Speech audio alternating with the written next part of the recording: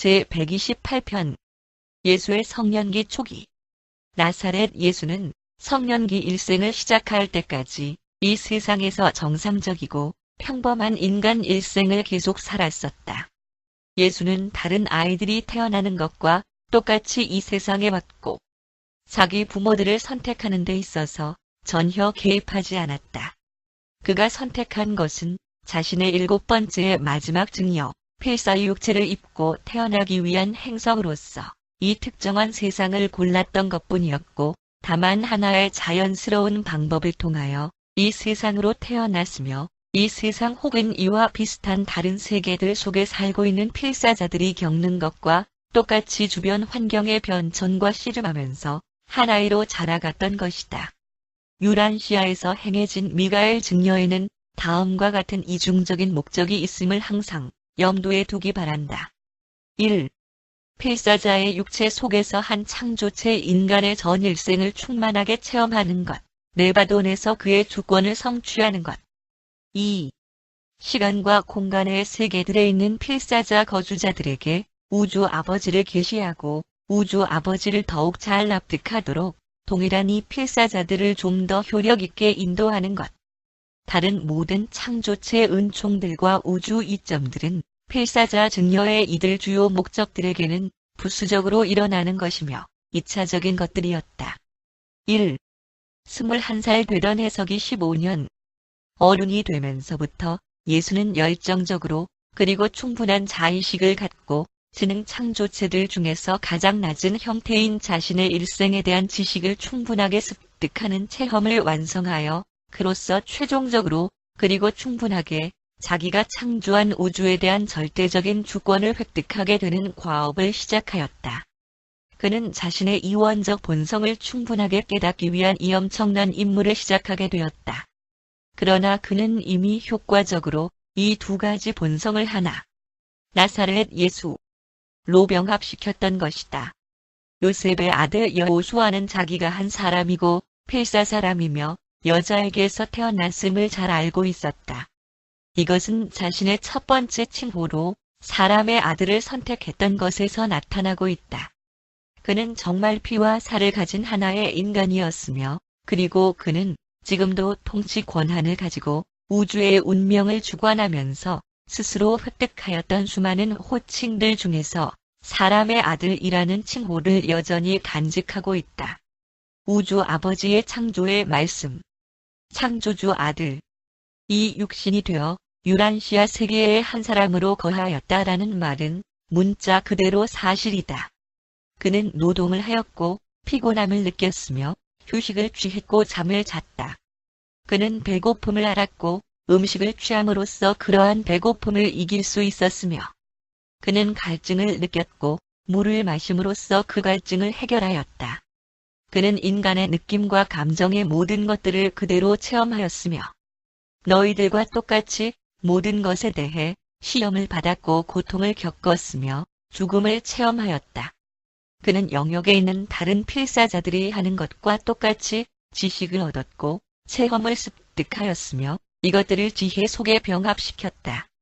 그는 세례를 받을 때까지 어떤 초자연적 힘도 사용하지 않았다.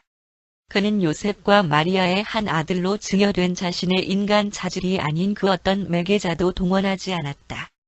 그는 자신이 인간 이전 실제로서의 속성에 있어서 자기 자신을 비웠다. 그는 대중을 위한 일을 시작하기 전까지는 사람들과 사건들에 대한 자신의 지식을 스스로 자제시켰다. 그는 사람들 중에서도 진짜 사람이었던 것이다.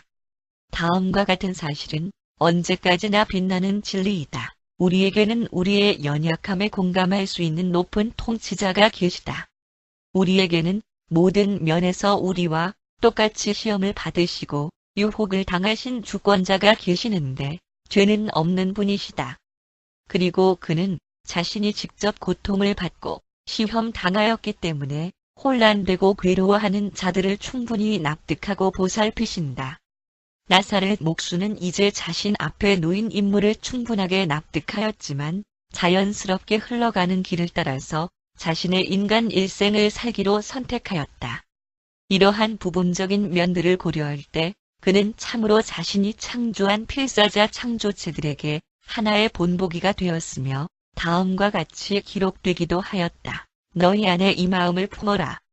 곧 그리스도 예수 안에 있는 마음이니 그는 하느님의 속성을 갖춘 존재이시고 하느님과 동등 되게 생각함이 당연하지만 자신을 비워서 창조체의 형상을 취하고 사람의 모양으로 태어났다. 그리하여 자기를 낮추시고 죽기까지 복종하셨으니 곧 십자가에 죽기까지 하셨다. 그는 인간 가족을 이루는 다른 모든 사람들이 살아가는 것과 똑같이 자신의 필사자 일생을 살았으며 그는 육체 속에 있던 시절 동안 모든 악에서 구원할 수 있는 그분께 그토록 자주 기도와 탄원을 드렸고 심지어는 통렬한 감정과 눈물로 하였으며 그가 믿음을 가졌기에 그의 기도는 효력이 있었다. 그리고 그가 모든 면에서 자기 형제들과 똑같은 처지에서 처신하였기 때문에 그들에게 자비롭고도 납득하는 주권을 가진 통치자가 될 수 있었던 것이다. 그는 자신의 인간 본성에 대해서는 의심을 품은 적이 없었고 그것은 스스로 명백하게 그리고 항상 그의 의식 안에 존재해 있었다. 그러나 그의 신성한 본성에 있어서는 의심과 추측의 여지가 항상 남아 있었으며 적어도 그가 세례를 받는 순간까지는 그러하였던 것이 사실이다. 자신의 신성에 대한 자각은 아주 천천히 이루어졌고 또한 인간 관점에서 보면 그것은 자연스러운 진화적 계시였다. 신성에 대한 이러한 계시와 자각은 그가 13세에 이르기 전에 예루살렘에서 있었던 그가 인간 실제하게 된 이후 첫 번째로 일어난 초자연적 체험에서부터 시작되었으며 자신의 신성한 본성에 대한 자아인식을 일깨우는 체험은 그가 육체로 있을 때 두 번째 초자연적 체험, 요단강에서 요한에게 세례를 받으면서 일어났던 에피소드, 그것이 사명활동과 가르침에 그의 대중을 위한 생애의 시작을 알리는 사건이었던 그 에피소드가 있었을 때 완성되었다. 하늘로부터의 이 두 가지 방문들, 첫 번째는 13살 되던 해에 있었고 두 번째는 그가 세례를 받는 날에 일어났던 이 두 사건 중간에는 인간의 몸을 입은 창조주 아들에게 어떤 초자연적이고 초인간적인 사건도 일어나지 않았다. 베들레헴의 아기 때나 소년기와 정년기, 그리고 나사렛의 한 어른이 되었을 때 그가 실제적으로는 항상 육신화된 우주의 창조주였음에도 불구하고 그는 요한으로부터 세례를 받는 그날까지 자신의 인간 일생의 삶에서 한 번도 천상의 개인성들의 안내를 받지 않았으며 다만 자신의 수호 성천사의 안내는 예외였다. 그리고 우리가 이렇게 증언하는 것은 우리가 말하는 것에 대해서 잘 알고 있기 때문이다. 그렇지만 그가 육체를 입고 있던 그 모든 나날 동안 그는 진실로 성스러운 존재였다. 그는 실제적으로 낙원 천국 아버지의 한 창조주 아들이었다. 일단 그가 공생애를 시작하였을 때 뒤이어 일어나는 주권 획득에서의 그의 순전히 필사자로서의 체험이 절차에 따른 완성이 되었을 때 그는 자신이 하느님의 아들임을 공개적으로 시인하는 데 조금도 주저하지 않았다. 그는 서슴지 않고 이렇게 단호하게 선언했다. 나는 알파와 오메가요, 시작과 나중이며 처음과 끝이다. 그는 훗날 그에게 붙여졌던 다음과 같은 이름들, 영광의 주님, 우주의 통치자, 모든 창조의 주님 하느님, 이스라엘의 거룩한 분, 만유의 주님, 우리 주님 우리 하느님, 우리와 함께하는 하느님, 모든 세계들과 모든 이름들 위에 이름을 가지신 분, 우주 전능자, 이 창조계의 우주 마음, 지혜와 지식의 모든 보물들을 감추고 계신 분, 만유를 채우시는 그분의 충만함, 영원한 하느님의 영원한 말씀, 만유 이전에 계셨고 만유 속에 계신 분, 하늘들과 땅의 창조주, 우주의 유지자, 땅의 모든 것을 심판하는 이 영원한 생명을 주시는 이 참 목자, 세상의 해방자, 우리의 구원을 이루는 대장이라는 명칭에 대해 아무런 이의도 표하지 않았다. 그가 그의 순수하게 인간적인 삶에서 벗어나서 인간성으로 그리고 인간성을 위한 그리고 이 땅의 인간성과 다른 모든 세계의 인간성에 대한 신성의 사명활동을 그가 자아 의식하는 후기로 접어들게 된 이후가 되었어도 그에게 적용된 이 칭호들 중 어떤 것도 전혀 거부하지 않았다. 그러나 예수는 자신에게 적용된 한 가지 이름에 대해서는 반대하였는데 한 번은 그가 임마누엘이라고 불렸을 때 그는 단지 나는 그가 아니다.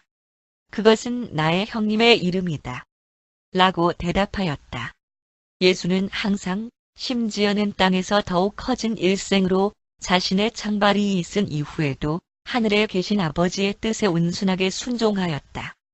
세례를 받은 뒤에도 그는 자기를 신실하게 믿는 자들과 기꺼이 자기를 따르려는 자들에게 자기를 경배하도록 허락할 생각을 전혀 갖지 않았다.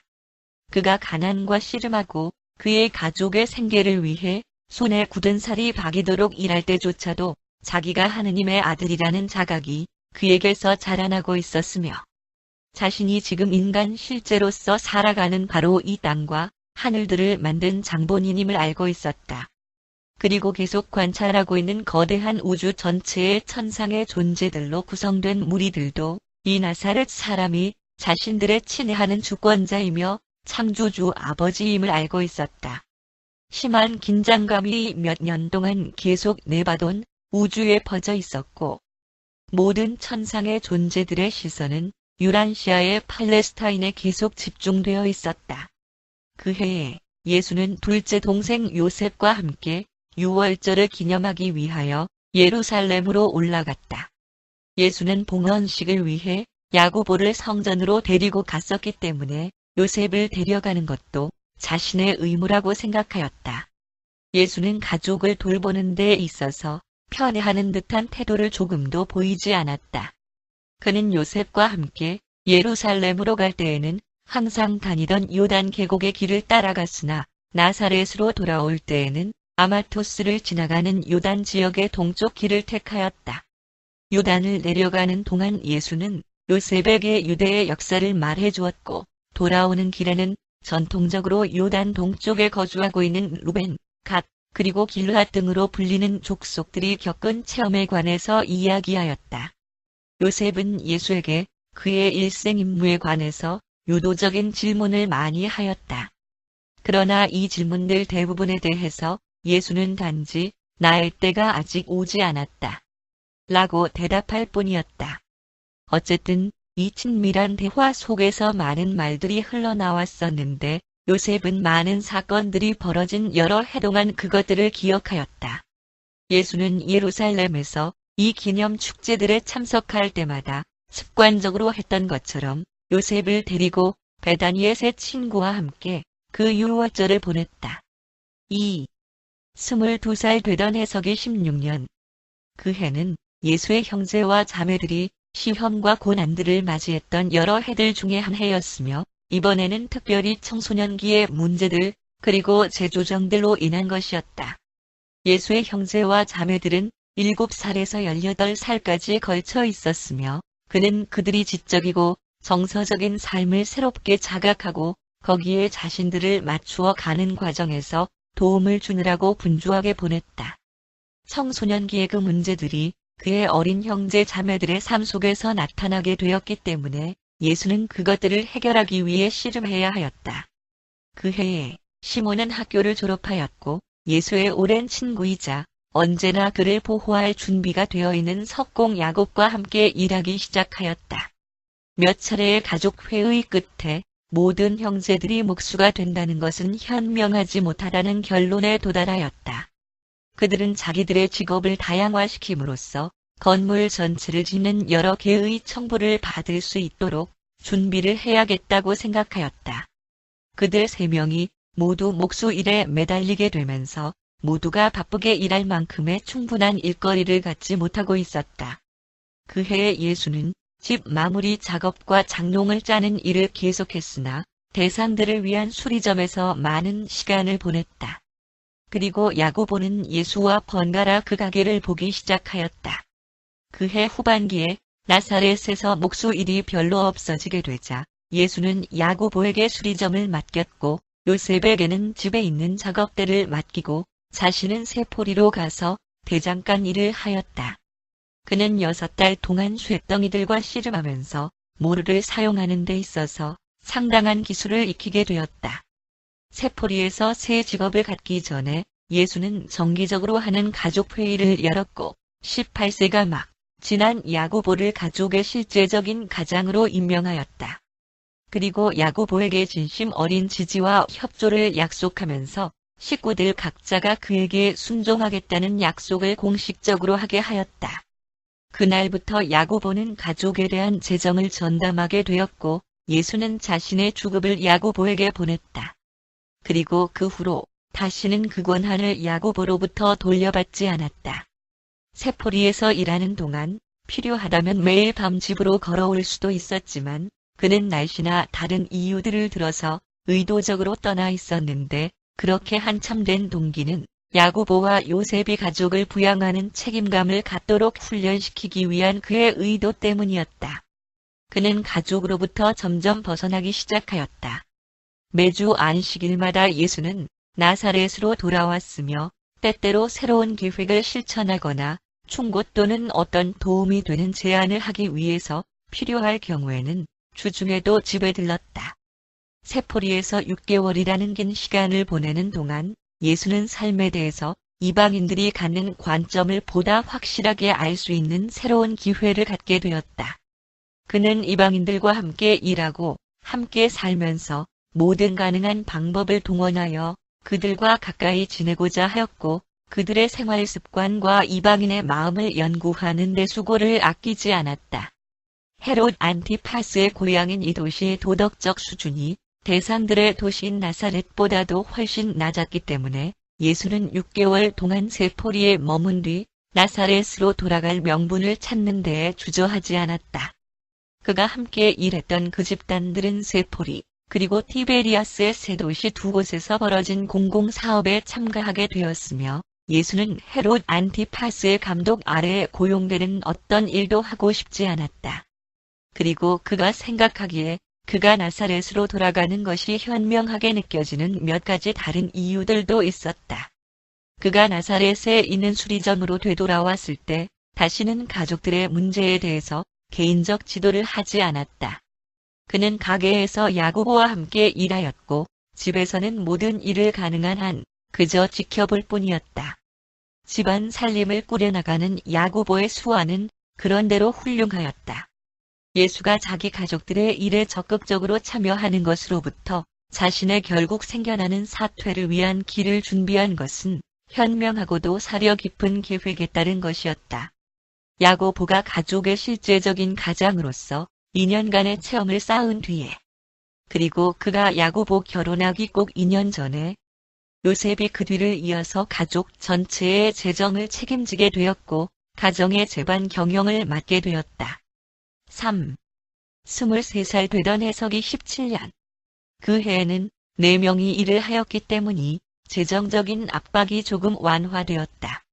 미리암은 우유와 버터를 팔아서 제법 돈을 벌었고 마르다는 능숙하게 직조할 수 있게 되었다. 수리점의 전체 구입 비용 중에서 3분의 1 이상이 지불되었다. 그런 상황 중에 예수는 3주 동안 일을 쉬면서 시몬을 데리고 유월절을 보내기 위해 예루살렘으로 갔으며 이것은 그의 아버지가 죽고 난 후 그가 일상적인 힘든 일로부터 떠나 있었던 가장 긴 기간이었다. 그들은 데카폴리스를 경유하여 펠라, 게라사, 필라델피아, 헤스본, 그리고 여리고 등을 지나 예루살렘으로 갔다. 그리고 나사렛으로 돌아올 때에는 해안선을 따라왔는데 리다, 요파, 케자리아 등을 지난 후 갈멜산을 돌아 프톨레마이스를 거쳐 나사렛으로 돌아왔다. 이 여행을 통해 예수는 예루살렘 관할의 팔레스타인 북부 전체 지역을 잘 알게 되었다. 필라델피아에서 예수와 시몬은 다마스커스에서 온 한 상인을 알게 되었는데 그는 이 나사렛 청년들을 매우 좋아해서 예루살렘에 있는 자기 숙소에 함께 머물기를 간청하였다. 그리하여 시몬이 성전에 있는 동안 예수는 고등교육을 받고 세계 각처의 일로 많은 여행을 한 그 상인과 함께 시간 이야기를 하였다. 이 상인은 4,000마리의 여행용 낙타를 소유하고 있었으며 로마 권역 전체와 거래를 하고 있었고 그때에도 로마로 가는 길이었다. 그가 예수에게 다마스커스에 와서 동방의 상품을 수입하는 일을 하자고 제의하였지만 예수는 자신의 가족으로부터 지금 당장 멀리 떠나는 것은 옳지 않은 것 같다고 설명하였다. 그러나 집으로 돌아오는 길에 그는 먼 곳에 있는 이 도시들과 더 멀리 극서 그리고 극동에 있는 나라들, 대상들과 안내인들로부터 자주 들어왔던 나라들에 대해서 많은 생각을 하였다. 시몬은 예루살렘에 온 것을 매우 좋아하였다. 그는 율법의 세 아들들에 대한 유월절 봉헌 의식을 통해서 이스라엘의 정식 시민으로 인정되었다. 시몬이 유월절 의식에 참가하는 동안 예수는 방문객들의 군중 속에 섞여 있었고 여러 이방인 개종자들과 흥미로운 많은 개인적 대화를 나누는데 열중하고 있었다. 아마도 이 모든 만남들 중에서 가장 특기할 만한 것은 스테반이라는 한 젊은 그리스인을 만난 일이었을 것이다. 이 젊은이는 예루살렘에 처음 방문했으며 유월절 주간의 목요일 오후에 우연히 예수를 만났다. 그들이 아스모니아의 궁전을 구경하면서 함께 걷는 동안 예수는 일상적인 대화를 시작했고 그들은 서로에게 관심을 갖게 되었으며 그리하여 삶의 방식과 참된 하느님 그리고 자신의 경배 방법에 대해서 4시간 동안이나 토론하게 되었다. 스테반은 예수가 하는 말에 강렬한 인상을 받았고 그의 말을 결코 잊은 적이 없었다. 그리고 이 사람은 나중에 예수의 가르침을 믿게 되었고 이 초기의 복음을 대담하게 외치다가 성난 유대인들의 돌에 맞아서 순교한 바로 그 스테반과 동일인이었다. 새로운 복음에 대하여 자기 견해를 주장함에 있어서 스테반이 비상하게 대담하였던 것은 이전에 가졌던 예수와의 직접적인 만남에서 비롯된 것이었다. 그러나 스테반은 이 세상의 구원자라고 자신이 나중에 주장하게 된 그 사람이 바로 15년 전에 자기가 만나서 이야기를 나누었던 어느 갈릴리 남자였다고는 꿈에도 생각하지 못하였으며 그는 얼마 못 가서 그를 위해 죽게 되었고 그리스도교 신앙을 새롭게 진보시키는 첫 번째 순교자가 되었다. 스테반이 유대인의 성전과 그 전통적 관습에 대한 공격의 대가로 자기 생명을 바쳤을 때 그곳에는 다소의 시민이며 사울이라 불리는 한 청년이 서 있었다. 그리고 사울이 그리스인이 자신의 신앙 때문에 정말로 목숨을 내걸고 있다는 것을 목격하였을 때 그의 감정이 폭발하여 결국에는 스테반을 죽이도록 원인을 제공하는 데에 앞장섰으며 나중에는 그가 적극적이면서 굴하지 않는 바울이 되었고 그는 철학자였으며 비록 단독으로 한 것은 아니었지만 그리스도교를 창시한 사람이 되었다. 6월절 주간이 끝난 일요일에 시몬과 예수는 나사렛을 향하여 길을 떠났다. 시몬은 예수가 여행해서 자기에게 가르친 것들을 결코 잊지 않았다. 그는 전에도 항상 예수를 사랑해왔지만 이제부터는 자신의 아버지 형을 비로소 이해할 수 있게 되었다고 느꼈다. 그들은 마을을 지나가면서 그리고 길가에서 식사를 준비하는 동안에도 가슴이 통하는 대화들을 많이 나누었다. 그들은 목요일 정오에 집에 도착하였고 시몬은 늦은 밤까지 자신의 체험담을 가족들에게 늘어놓았다. 마리아는 예수가 예루살렘에 있는 동안 대부분의 시간을 낯선 방문자, 특히 먼 나라에서 온 사람들과 보냈다는 시몬의 이야기를 듣고 몹시 당황하였다. 예수의 가족들은 사람들에 대한 그의 관심, 그들을 만나서 그들의 삶의 방식을 배우려 하고 그들이 무엇을 생각하는지를 알아내려는 강한 호기심을 결코 이해할 수 없었다. 나사렛의 가족은 그들의 눈앞에 닥친 인간 문제들을 해결하기 위해 점점 더 몰두하였으며 예수의 장래 임무에 대해서는 거의 언급이 없었고 예수 자신도 자기의 장래 임무에 대해 어떤 말도 거의 입 밖에 내지 않았다. 그의 어머니는 그가 약속의 아이라는 것에 대해 거의 생각하지 않았다. 그녀는 예수가 이 땅에서 어떤 심성한 사명을 성취할 것이라는 관념을 서서히 포기해 나갔지만 자기가 예수를 낳기 전에 가브리엘이 찾아 왔던 일을 상기할 때에는 그녀의 신앙이 때때로 되살아났다. 4. 다마스커스에서 있었던 이야기. 예수는 그 해 마지막 4개월을 다마스커스에서 보냈는데 예루살렘으로 가던 중 필라델피아에서 처음 만났던 그 상인의 손님으로 초청되어 있었다. 이 상인의 대리인이 나사렛을 지나가다가 예수를 찾아내어 그를 다마스커스에까지 수행하였다. 유대인의 피가 섞인 이 상인은 다마스커스의 종교적 철학을 가르치는 학교를 설립할 수 있도록 큰 돈을 기부하겠다고 제안해왔다. 그는 알렉산드리아를 압도할 만한 교육 중심지를 건립할 계획을 하였다. 그리고 그는 예수에게 새로운 이구체적인 투사의 책임자가 되기 위한 준비 과정으로 전 세계의 교육 중심지들을 돌아보는 긴 여행을 즉시 시작하라고 제안하였다. 이것은 예수가 자신의 순수한 인간 사명을 수행하는 과정에서 부딪힌 가장 큰 유혹들 중의 하나였다. 얼마 안 있어서 이 상인은 새로 계획된 학교를 지원하기로 동의한 12명의 상인들과 물주들로 구성된 집단을 예수 앞에 불러 모았다. 예수는 제시된 학교 계획에 대해 깊은 관심을 표명하였고 그것을 조직하기 위한 그들의 구체적 투사를 도와주기는 하였다. 그러나 그는 무엇인지 말해줄 수는 없지만 자신에게 이미 맡겨진 보다 중요한 다른 의무가 있기 때문에 그러한 야심에 찬 사업을 받아들일 수 없다는 자신의 의사를 계속 표명하였다. 하지만 그를 후원하려는 그 사람은 포기하지 않았고 좋은 조건으로 통역하는 일을 맡기면서 예수를 자기 집에 고용하였으며 그러는 동안에 그는 부인과 아들들 그리고 딸들까지 동원하여 제한된 지위를 예수가 받아들이도록 설득하려고 하였다. 그러나 예수는 승낙할 기미를 보이지 않았다. 그는 땅에서의 자기 사명이 교육기관들로부터 후원을 받는 것이 아님을 잘 알고 있었으며 아무리 좋은 의도라고 해도 적어도 인간들로 구성된 위원회의 통제 아래 자신을 묶어두어서는 안 된다는 것을 알고 있었다. 자신의 지도력을 실증한 뒤에도 예루살렘 종교 지도자들로부터 배척을 당했던 그였지만 다마스커스의 상인들과 물주들에게서는 최고의 선생으로 인정받고 환호를 받았으며 이 모든 일은 그가 눈에 띄지도 않고 이름도 없는 나사렛의 목수였을 때 일어났다.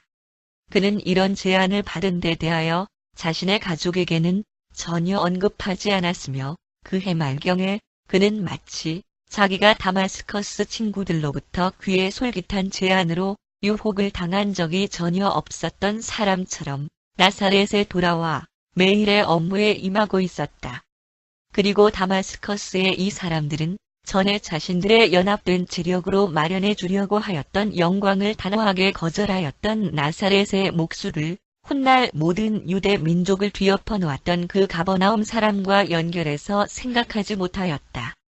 예수는 자신의 일생에서 일어나는 여러 가지 에피소드들을 가장 현명하게 그리고 의도적으로 분리시켰기 때문에 세상 사람들의 눈으로는 그 사건들이 단일 개별 존재의 행위라고 연결지어 생각할 수 없게 하였다.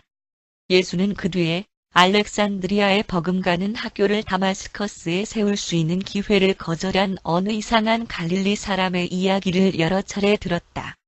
그가 이 세상에서 체험하였던 어떤 특정한 사건들을 분산시키고자 하였을 때 그의 마음속에 있었던 한 가지 목적은 자신에게 다양하고 화려한 생애가 구축되어지는 것을 막기 위한 것이었으며 그가 삶 속에서 실천하였고 가르쳤던 진리를 후세의 사람들이 순종하는 대신에 오히려 스승을 숭배해 버리는 경향으로 나가는 것을 우려하였기 때문이었다.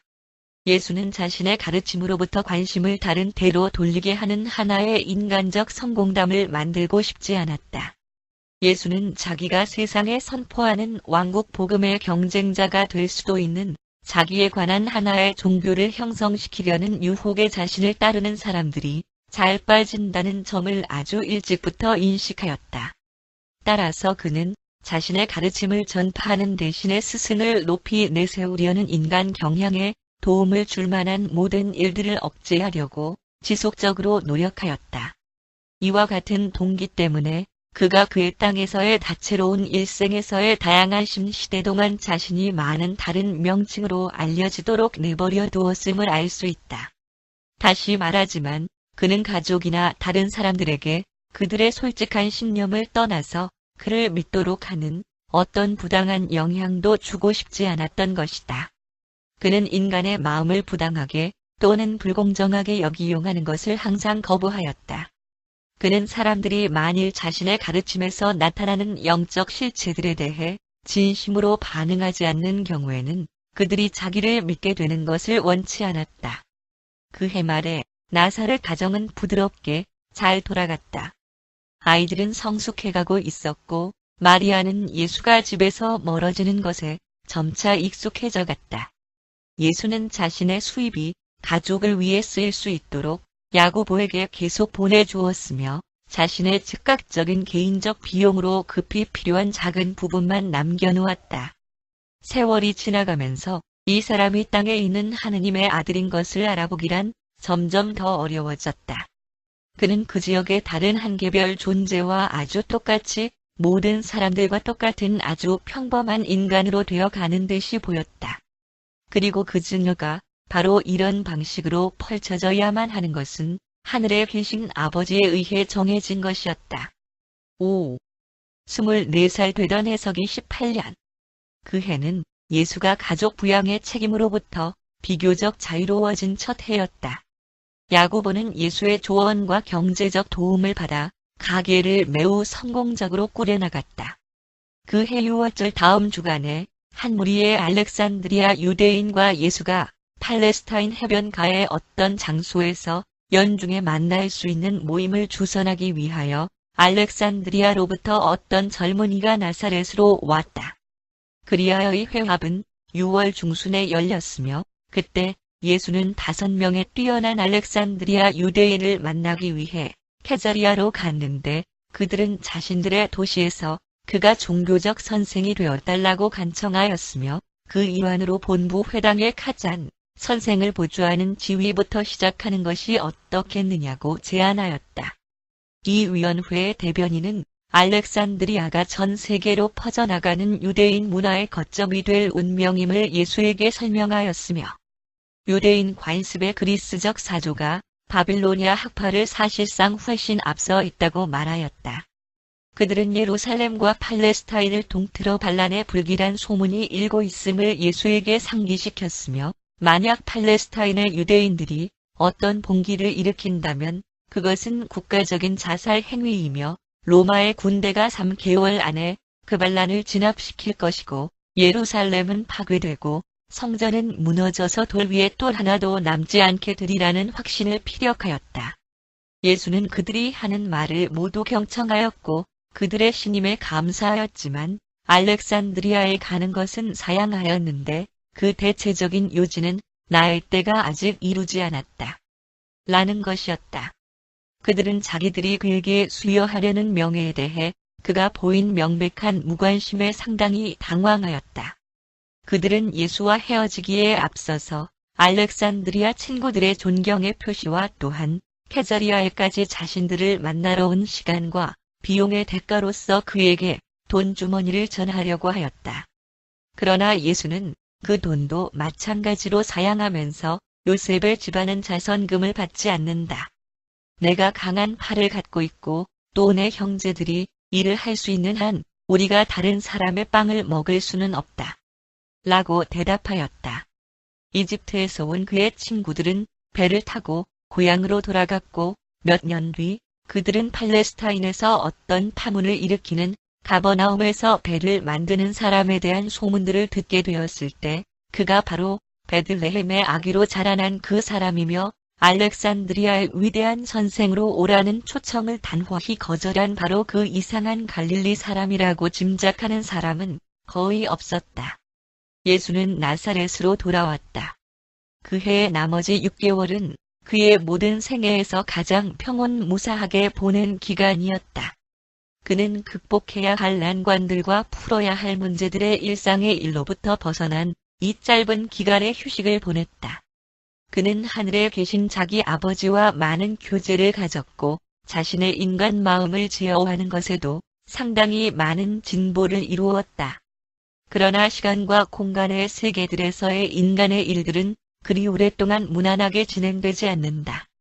12월에 야고보는 예수와 개인적인 면담을 하면서 자신이 나사렛의 젊은 여인 에스더와 사랑에 빠졌다고 고백하였고 조건이 허락한다면 그들은 적당한 시기에 결혼하기를 원한다고 하였다.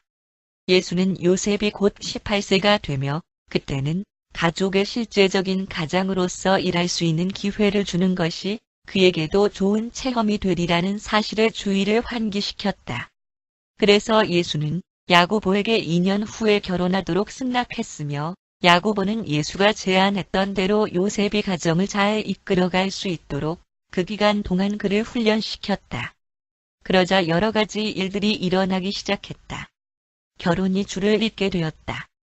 야고보가 자신의 결혼에 대한 예수의 동의를 받아내자 미리암도 용기를 내어 자신의 계획을 아버지 격인 오빠에게 털어놓았다. 한때 예수의 경호원으로 자청했던 젊은 석공 야곱이 이제는 야고보와 요셉의 동반자가 되었는데 그는 오랫동안 미리암을 아내로 얻고 싶어 하였다. 미리암이 그녀의 계획을 예수에게 말하자 예수는 야곱이 자신에게 그녀에 대한 공식적인 청혼을 하여야만 한다고 지시하였으며 동생 마르다가 장녀의 역할을 충분히 맡을 수 있다고 그녀가 느끼게 되면 바로 결혼을 시켜줄 것을 약속하였다. 집에 있을 때에는 예수는 일주일에 3번씩 야간 학교에서 가르치는 일을 계속하였으며 안식일에는 회당에서 자주 성서를 읽었고 어머니와 일상 대화를 나누었으며 아이들을 가르쳤고 대체적으로 그는 이스라엘 국가의 나사렛 도시에 사는 덕망 있고 존경받는 한 시민으로서 처신하였다. 6. 25살 되던 해석이 19년. 이 해에는 나사렛 가족이 모두 건강하게 출발하였고 마르다가 롯을 돌보아야만 하는 특정한 일을 제외하고는 모든 아이들이 정규 학교 과정을 마치는 것을 보게 되었다. 예수는 아담 이후로 지상에 나타난 가장 건장하고 세련된 표본이 될 만한 인간들 중에 하나였다. 그의 신체적 발달은 최상의 상태였다. 그의 마음은 활동적이고 예리하며 꿰뚫는 정신력. 그와 동시대의 평균적인 마음 상태와 비교한다면 그것은 엄청난 비율로 발전된 것이었다. 의지녔고 그의 영은 인간 견지에서 볼 때 참으로 신성한 상태였다. 가정의 재정 상태는 요셉의 유산이 사라진 이래로 최상 수준에 이르렀다. 대상들을 위한 수리점에 대하여 마지막 분할금을 지불하였고 그들은 이제 아무에게도 빚이 없었으며 근래 몇 년 동안 처음으로 여유 자금을 모을 수 있었다. 예수는 다른 남동생들에게 그들의 첫 유월절 의식을 위해 그들을 예루살렘으로 데리고 갔었기 때문에 그리고 그것이 사실이므로 유다 그는 막 회당 학교를 졸업했다. 의 경우에도 첫 성전 방문을 위해 그를 데리고 가기로 결정하였다. 그들은 요단 계곡을 따라서 예루살렘으로 갔고 돌아올 때에도 같은 길을 택하였으며 그것은 예수가 어린 동생을 데리고 사마리아를 지나간다면 곤란한 일이 생길까 염려하였기 때문이었다. 이미 유다는 나사렛에서 사소한 문제들을 여러 차례 일으켰었는데 그것은 유다가 조급한 기질에다 강렬한 애국적 감정까지 갖고 있었기 때문이었다.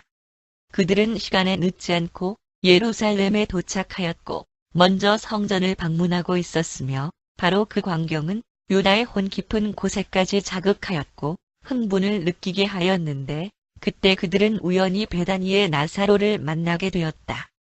예수가 나사로와 이야기를 나누며 유월절 축제를 함께 나누기 위해 계획하고 있는 동안 유다는 그들 모두에게 굉장히 큰 골칫거리를 일으키고 있었다. 그들 가까이에 로마 금의병이 서 있었는데 그는 지나가는 한 유대인 소녀에게 부적절한 말을 몇 마디 하였다. 유다는 불같은 분개심으로 상기되어 참지 못하고 그의 온당치 못함에 그의 울분을 그 병사가 들릴 거리에서 그 병사에게 터뜨렸다.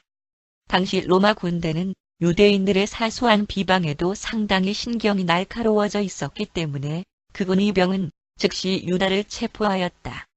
이것은 그 어린 애국자가 감당하기에는 너무 어려운 일이었으며 예수가 경고의 눈빛으로 그에게 주의를 주기도 전에 그는 이미 로마에 대한 적개심의 찬말을 한바탕 떠들어 버려서 이를 악화시켰다.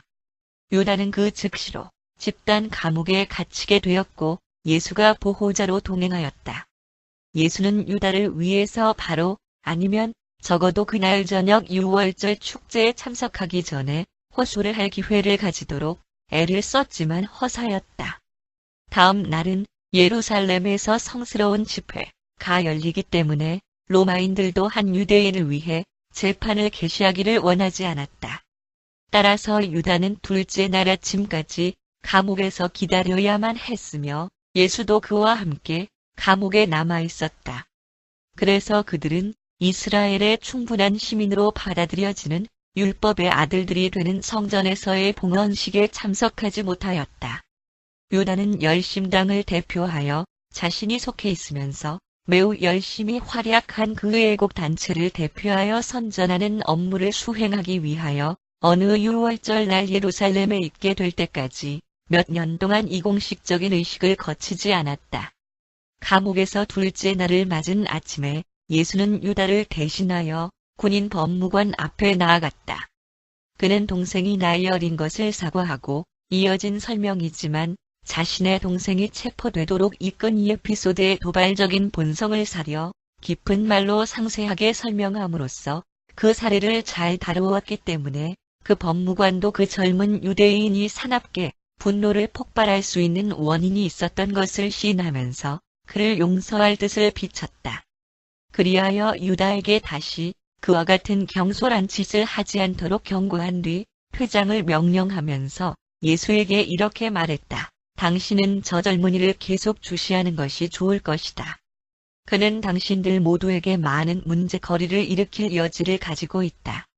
그 로마 법무관의 말은 사실이었다. 유다는 예수에게 상당한 문제거리를 만들었으며 그것은 언제나 동일한 성질의 문제. 지각 없고 무분별한 애국심의 폭발로 인한 행정 당국과의 충돌이었다. 예수와 유다는 그날 밤을 지내기 위해 베다니로 갔으며 자신들이 유월절 만찬의 약속을 지키지 못한 것을 설명하였고 다음 날 나사렛을 향하여 떠났다. 예수는 가족들에게 그의 어린 동생이 예루살렘에서 체포되었던 일에 대해서 아무 말도 하지 않았지만 그들이 돌아온 뒤 3주간 동안의 이 에피소드에 대해서 유다와 긴 대화를 나누었다. 예수와의 이 대화 이후에 유다는 스스로 그 일을 가족들에게 말하였다. 그는 이번에 고통스럽게 체험한 모든 것을 통해서 드러난 자신의 형아버지의 인내심과 관용에 대해 결코 잊지 않았다. 이것은 예수가 자기 가족 중 어떤 일원과 함께 참석한 마지막 유월절이었다. 사람의 아들은 자신의 혈육과에 가깝게 관련됨으로부터 점점 더 분리되어 갔다. 그 해에 그의 깊은 명상의 시간들은 롯과 그녀의 소꿉 친구들에 의해서 종종 방해받곤 하였다. 예수는 꼬마 친구들의 즐거움과 놀이를 위해서라면 세상과 우주를 위한 미래의 일에 대한 깊은 사색을 뒤로 미룰 준비가 언제나 되어 있었으며 그 아이들은 예수의 여러 차례에 걸친 예루살렘 여행에서의 그의 체험에 관한 이야기를 듣는 것에 결코 실증내지 않았다. 또한 그들은 동물들과 자연에 대한 그의 이야기도 매우 좋아하였다. 수리소에서는 아이들이 언제나 환영을 받았다. 예수는 수리소 옆에 모래와 나무 토막들이나 돌들을 준비해 놓았으며 꼬마 아이들 무리가 놀기 위해 그곳에 모여들었다. 그들은 놀이를 하다가 실증이 나면 그 중에 제일 대담한 아이가 가게 안을 엿보았고 만약 가게 일이 바쁘지 않은 것을 알게 되면 그들은 대담하게 들어와서 여호수아 아저씨 나와서 우리에게 재미있는 이야기를 들려주세요. 라고 말하였다. 그들은 그가 가게 한 구석에 있는 좋아하는 바위 위에 앉을 때까지 예수의 손을 잡아당기면서 끌고 가려고 하였으며 그가 돌에 앉으면 아이들은 그의 주위로 둥그렇게 둘러앉았다. 그리고는 여호수아 아저씨의 이야기를 얼마나 즐겁게 들었는지 모른다.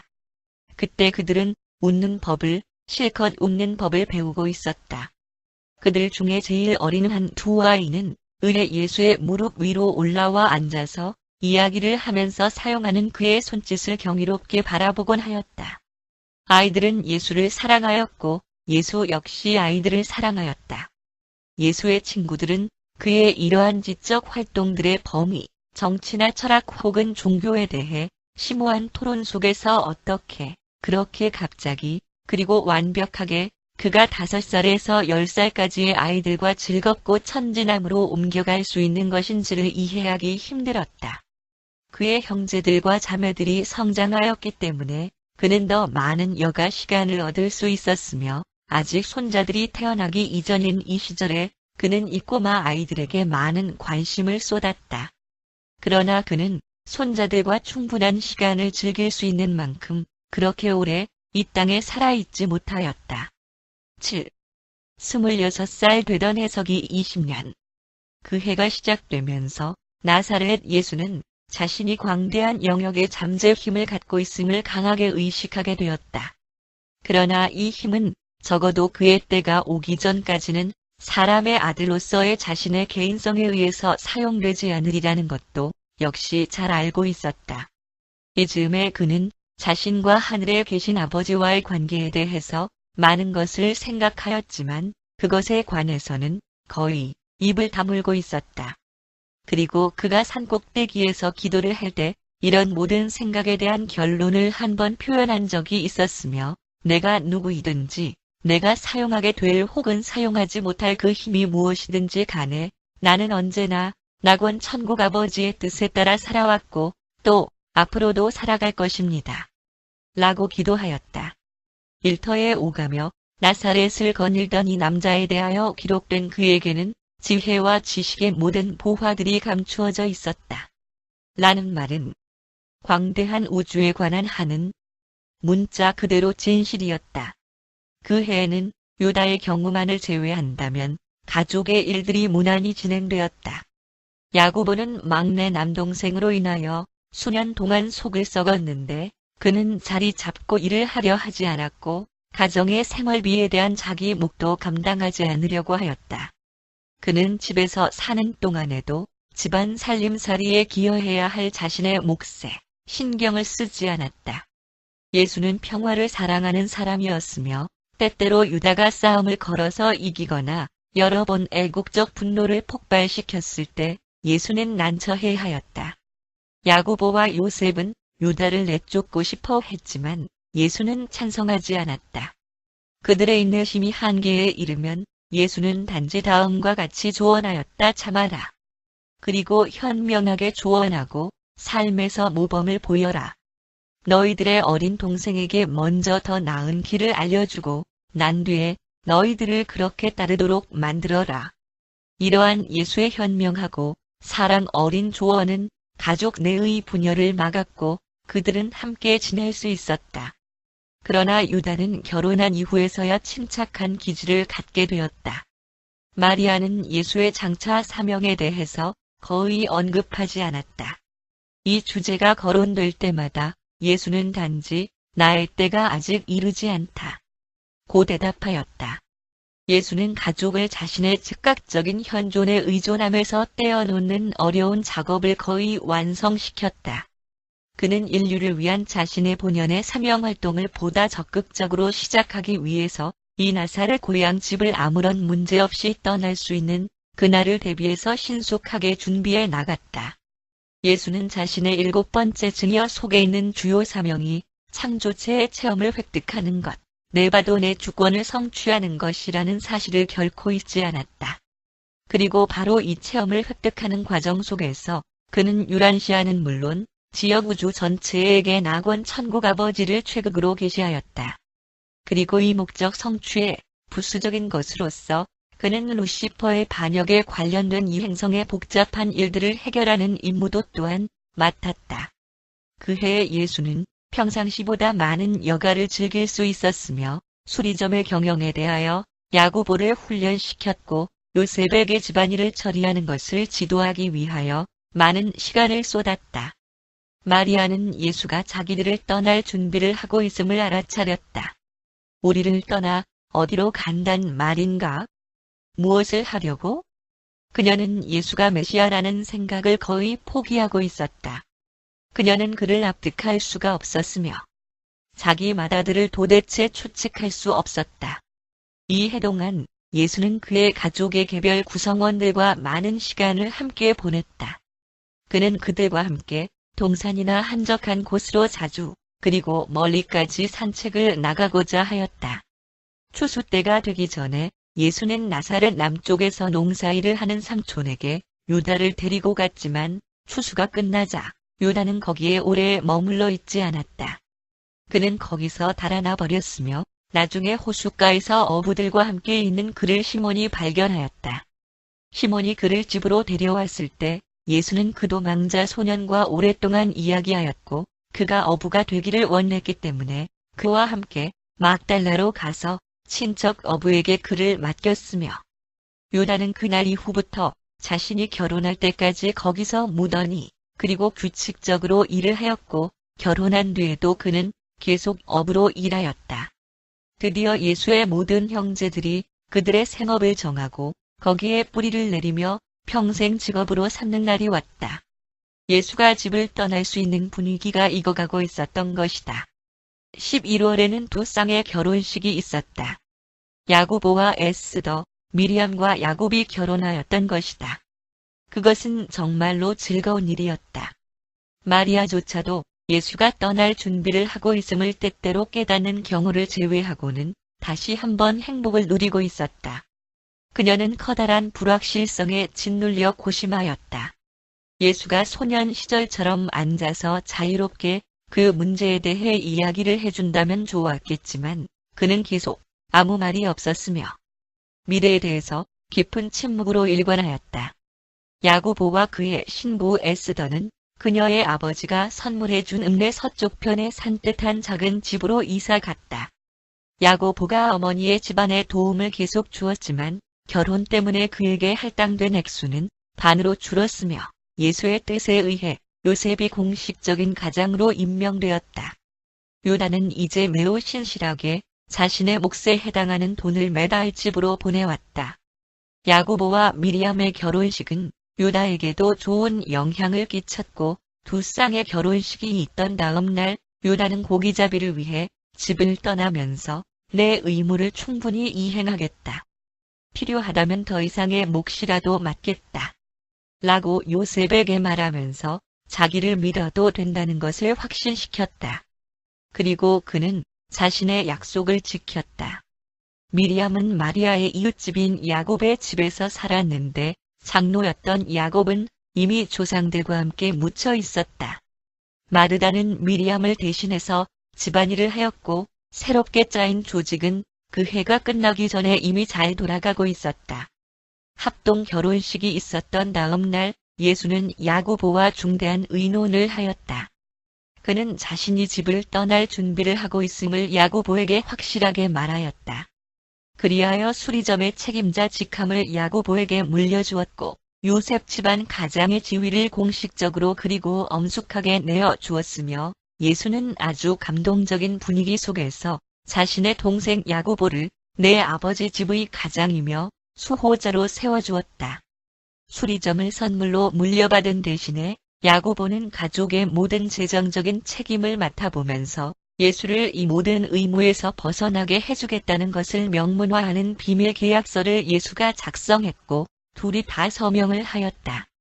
이리하여 계약서의 서명이 끝나고 예수로부터 어떤 도움도 받지 않는 경우를 가정하여 가계의 실제적인 비용의 예산안이 정리되었을 때 예수는 야고보에게 이렇게 말하였다. 하지만 내 아들아, 내 때가 올 때까지는 매달 얼마씩 너에게 보내줄 것이다. 그러나 내가 보내는 것은 특별한 경우를 위해서만 내가 쓰도록 해라.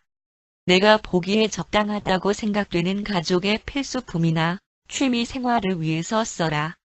그리고 가족 중에 어떤 개별 구성원이라도 예측하지 못한 병이나 비상시를 만나면 그를 위해 그 돈을 쓰도록 해라.